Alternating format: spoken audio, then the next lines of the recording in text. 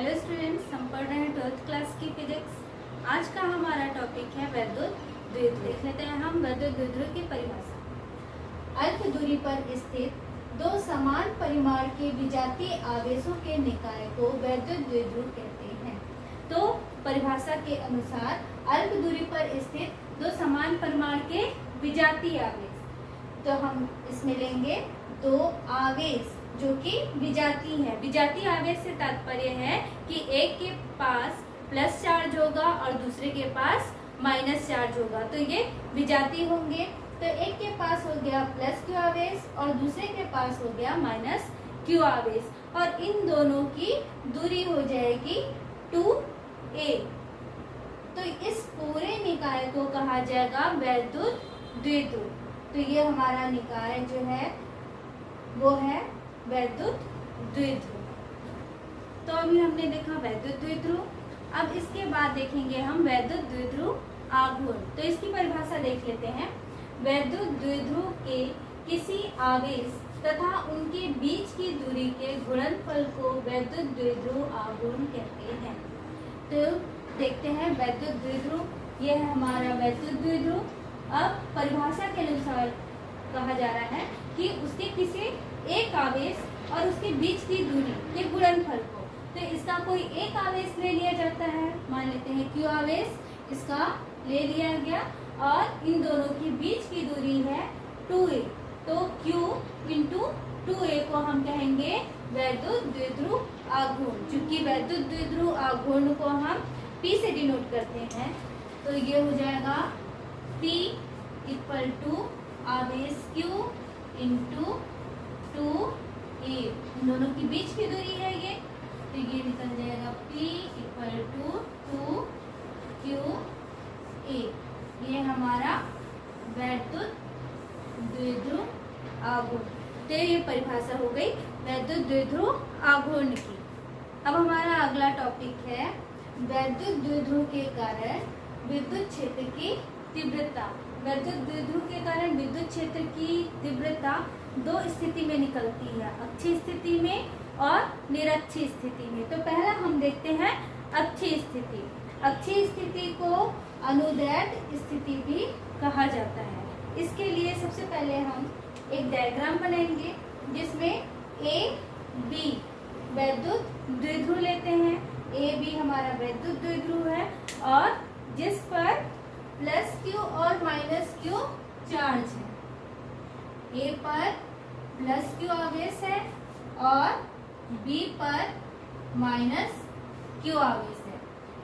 ए से लेके बी तक की बीच की दूरी है 2a।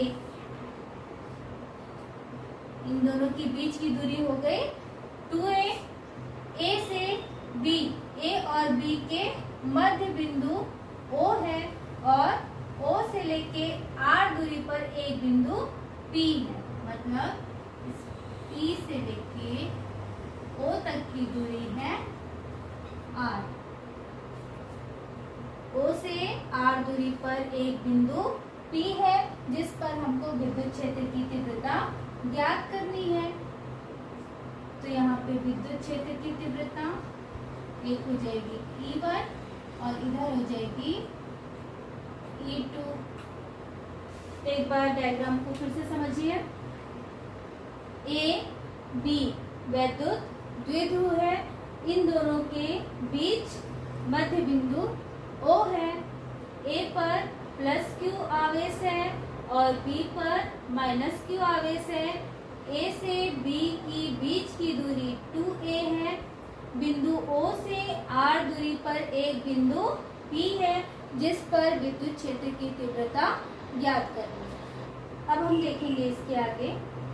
बिंदु A पर स्थित प्लस क्यू आवेश के कारण बिंदु P पर विद्युत क्षेत्र की तीव्रता, मतलब A पर जो प्लस क्यू आवेश है उसके कारण बिंदु P पर इसकी तीव्रता निकालेंगे। तो A के कारण है इसलिए E1 equal to 1/4 pi epsilon not K into Q upon A P square. ये यहाँ से लेके यहाँ तक की दूरी को लिखेंगे ए पी स्क्वायर। अब हम निकालेंगे ए पी की वैल्यू। ए पी का वैल्यू कैसे निकलेगा? ए से लेके पी तक का मान हमको मालूम नहीं है कितना है, लेकिन यहाँ पे देखिए ओ से लेके पी तक का वैल्यू हमको मालूम है कि आर है। ओ पी हमारा आर है और ओ से लेके ए तक की दूरी ए है। यहाँ पे 2a है, लेकिन ये वाला a होगा और ये a होगा, तो ये हो गया a। ओ ए की दूरी a, ओ से लेके p तक की दूरी r, तो हमको a p निकल जाएगा। तो ए पी इक्वल टू हम लिख सकते हैं ओ पी माइनस ओ ए। ओ पी, ओ से लेके पी तक की दूरी है आर, और ओ ए, ओ से लेके ए तक की दूरी है ए, तो हमारा ए पी निकल जाएगा आर माइनस ए, और ये हम यहाँ पे रख देंगे। तो ये हो जाएगा E1 equal to 1/4 pi epsilon not के into Q upon R minus A का होल स्क्वायर। इसको दे देते हैं हम इक्वेशन नंबर फर्स्ट। तो ये आ गया E1 का वैल्यू। तो अब हम इसके बाद देखेंगे P पर स्थित -q आवेश के कारण बिंदु P पर विद्युत क्षेत्र की तीव्रता। तो ये मिल जाएगा हमको E2 equal to 1/4 pi epsilon not के into Q upon B P square, किंतु बी पी की वैल्यू निकाल लीजिए। बी से लेकर पी तक की वैल्यू निकालनी है, तो इसके लिए हमको मालूम है ओ से लेके पी तक की वैल्यू आर है और ओ से लेके बी तक की वैल्यू ए है। दोनों को यदि जोड़ दिया जाए तो हमको मिल जाएगा बी पी का मान। तो यहाँ पे लिख सकते हैं हम O P plus O B. O P इन दोनों के बीच की दूरी आर है, इसलिए यहाँ हो जाएगा आर प्लस ओ बी। ये है ए, तो यहाँ रख दिया हमने ए। तो बी पी हमको मिल गया आर प्लस ए, और ये वैल्यू हम रख सकते हैं यहाँ पे। तो ये हो जाएगा E2 equal to 1/4 pi epsilon not के into Q upon R plus A का होल स्क्वायर। इक्वेशन नंबर 2 निकालेंगे बिंदु P पर परिणामी तीव्रता। बिंदु P पर परिणामी तीव्रता के लिए ये हो जाएगा E equal to E1 minus E2। यहाँ पे E1 की वैल्यू रख देते हैं और यहाँ पे E2 की वैल्यू रख देते हैं। E equal to 1/4 pi epsilon not के into Q upon R minus A का होल स्क्वायर। E2 की वैल्यू रख दीजिए यहाँ से समीकरण 2 से, माइनस 1/4 पाई एप्सिलॉन नॉट के into Q upon R plus A का होल स्क्वायर। अब जो जो कॉमन है उसको हम इससे बाहर निकाल लेते हैं। तो यहाँ पे 1/4 पाई एप्सिलॉन नॉट के और Q बाहर निकल जाएगा, कॉमन निकाल लेते हैं इसको। Q upon 4 pi epsilon not के तो ब्रैकेट के अंदर बचेगा 1 अपॉन आर माइनस ए का whole square minus 1 upon R plus A का होल स्क्वायर। ये आएगा, ये एज इट इज। यहाँ पे हम माइनस करेंगे दोनों, तो कुछ इस तरीके से एलसीएम निकालने पे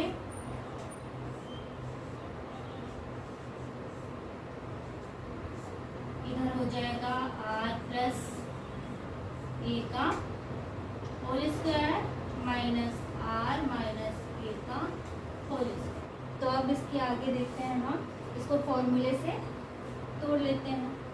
तो E equal to Q upon 4 pi epsilon not K, इसको हम फॉर्मूले से निकालेंगे बाहर। तो ये हो जाएगा R square plus 2 R A plus A square, पीछे माइनस है, इसको भी निकाल लेते हैं। ये होगा R square plus 2 R A minus A square, इसको भी फॉर्मूले में रखते हैं। तो ये होगा R square minus A square का होल स्क्वायर। अब जो कैंसिल हो रहा है उसको कैंसिल कर लेते हैं। R square cancel, A square cancel, तो ये आ जाएगा Q upon 4 pi epsilon not K, और इधर हो जाएगा 2 और 2 प्लस होगा तो 4 R A upon R square minus A square का होल स्क्वायर। तो अब हम इसको कुछ इस तरीके से लिखते हैं, 4 पाई एप्सिलॉन नॉट के इंटू 4 को 2 इंटू 2 लिख लिए, क्यू इधर चला जाएगा तो ये हो गया क्यू, फिर यहाँ पे A into R upon R square minus A square का होल स्क्वायर। अब ऐसा हम क्यों लिखे? क्योंकि ये जो है वो है वैद्युत द्विध्रुव आघूर्ण का फॉर्मूला, जो कि हम पढ़ चुके हैं। क्या था? P equal to 2Q A, ये है वैद्युत द्विध्रुव आघूर्ण। तो हम इसकी जगह P रख सकते हैं, तो रख देते हैं P 1 upon 4 pi epsilon not K into 2P R upon R square minus A square का होल स्क्वायर। अब यदि मान लिया जाए कि वैद्युत द्विध्रुव A और B का आकार बहुत छोटा है, या फिर ये मान लें कि बिंदु P की दूरी बहुत अधिक है, उस कंडीशन में A बहुत ही छोटा होगा R से, मतलब A को हम नेगलेक्ट कर देंगे, A को 0 मान लेते हैं। तो हम देखते हैं इससे, ये हम दे देते हैं इक्वेशन नंबर 3। तो E equal to 1 upon 4 pi epsilon not K into 2P R upon R square minus 0 स्क्वायर, तो ये आ जाएगा 1 upon 4 pi epsilon not K into 2P R, ये होगा R की पावर 4, ये R 3 टाइम्स कैंसिल। तो E equal to 1 upon 4 pi epsilon not K into 2P upon R Q. ये हो गया इक्वेशन नंबर 4 और यही है अक्षीय स्थिति के लिए अभिष्ट समीकरण।